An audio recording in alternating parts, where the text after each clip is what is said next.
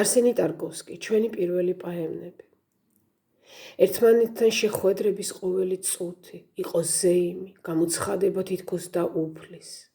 ორნი ვცხოვრობდით მთელ სამყაროში მიწაზე ცაში და ჩიტის ფრთაზე უფრო მსუბუქი იყავი მაშინ.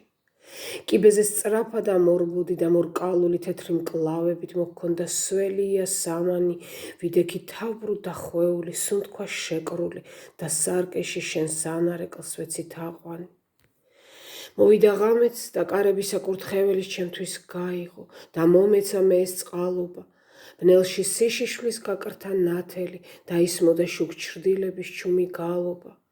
გაღვიძებისას ვთქვით დალოცვილი იყავი მუდამ და მესმოდამ რომ მეტისმეტად თამამი უნდა ყოფილიყო ჩემი დალოცვა, შენ კი გეძინა და მაგიდიდან იასამანი იწევდა შენკენ, გუთუთოებზე ამ სამყაროს იისფერის შეხება სურდა, თბილი გქონდა ორივე ხელი და მშვიდი სუნთქვა. ხოლო ბროლში პულსირებდნენ მდინარეები, მთებიდან ნისლი ბოლავდა და კრთებოდნენ ზღვები, ხელში გეჭირა ბროლის სფერო და გეძინა სამეფო ტახტზე და ღმერთო მაღალო იყავი ჩემი.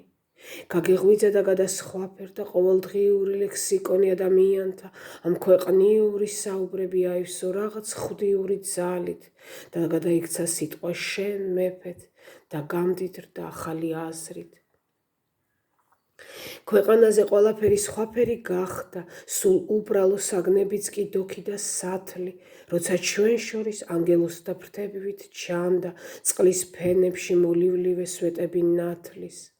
არავინ უწყის სად მივდიოდით, გზას გვითმობდა სასწაულივით ამოზრდილი ქალაქები მირაჟის მსგავსი, სურნელოვანი პიტნა ფეხქვეშ გვეფინებოდა და თანამგზავრად მოყვებოდა ფრინველთა დასი და ზედაპირზე დახვდა თევზი მდინარის წყალში და ზეცა იყო თვალწინ გაშლილი, როცა ბედი მოკვდებდა კვალში ალესილის სამართებლით, როგორც შეშლილი.